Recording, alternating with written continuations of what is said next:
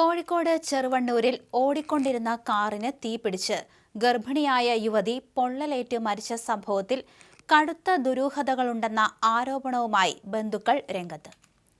കഴിഞ്ഞ വെള്ളിയാഴ്ച രാത്രി 9:30-യോടെയാണ് പൂവത്തും ചാലിൽ റിജിൻ ലാലിന്റെ ഭാര്യ സോന കാറിനുള്ളിൽ കത്തിയമർന്നത്. കാറിന് തീപിടിച്ചയുടൻ തോട്ടിലേക്ക് ചാടിയ ഭർത്താവ് റിജിൻ ലാൽ നിലവിൽ കോഴിക്കോട് മെഡിക്കൽ കോളേജ് ആശുപത്രിയിലെ ബേൺ ICUവിൽ ചികിത്സയിലാണ്.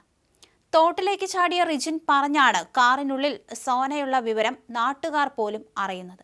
എന്നാൽ സംഭവ സ്ഥലത്തു നിന്നും മോട്ടോർ വാഹന വകുപ്പും ഫോറൻസിക് വിദഗ്ധരും കണ്ടെത്തിയ പ്രാഥമിക വിവരങ്ങളും സോനയുടെ മുൻകാല ജീവിത പശ്ചാത്തലവും ചൂണ്ടിക്കാണിച്ച് ഇതൊരു ആസൂത്രിത കൊലപാതകമാണെന്ന സംശയമാണ് കുടുംബം ഉന്നയിക്കുന്നത്. അപകടം നടന്ന കാറിന്റെ മുൻഭാഗത്തോ പിറകുവശത്തോ യാതൊരുവിധ കേടുപാടുകളും സംഭവിച്ചിട്ടില്ല എന്നതു തന്നെയാണ് ദുരൂഹത വർദ്ധിപ്പിക്കുന്നത്. സാധാരണയായി കാറുകൾക്ക് തീപിടിക്കാൻ കാരണമാകുന്ന ഷോർട്ട് സർക്യൂട്ടോ ഇന്ധന ടാങ്കിന്റെ തകരാറോ ഈ അപകടത്തിന് പിന്നിലില്ലെന്ന് വിദഗ്ധ പരിശോധനയിൽ വ്യക്തമായിട്ടുണ്ട്. കാറിനുള്ളിലെ വയറിങ്ങും ഇന്ധന പൈപ്പുകളും സുരക്ഷിതമാണ്. കാറിന്റെ ഉൾവശം മാത്രമാണ് കത്തിയത്.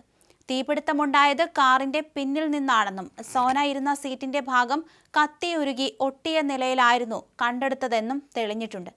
കാറിനുള്ളിൽ നിന്ന് മാത്രം ഇത്തരത്തിൽ തീ ആളിപ്പടർന്നത് എങ്ങനെയാണെന്ന ചോദ്യമാണ് കുടുംബം ഉയർത്തുന്നത്.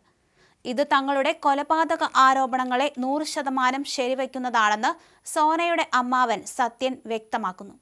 സോനയും റിജിൻ ലാലും തമ്മിലുള്ള പ്രണയവും വിവാഹവുമെല്ലാം കടുത്ത മാനസിക സംഘർഷങ്ങൾ നിറഞ്ഞതായിരുന്നുവെന്ന് കുടുംബം ഓർക്കുന്നു. 3 വർഷം മുൻപായിരുന്നു ഇവരുടെ വിവാഹം.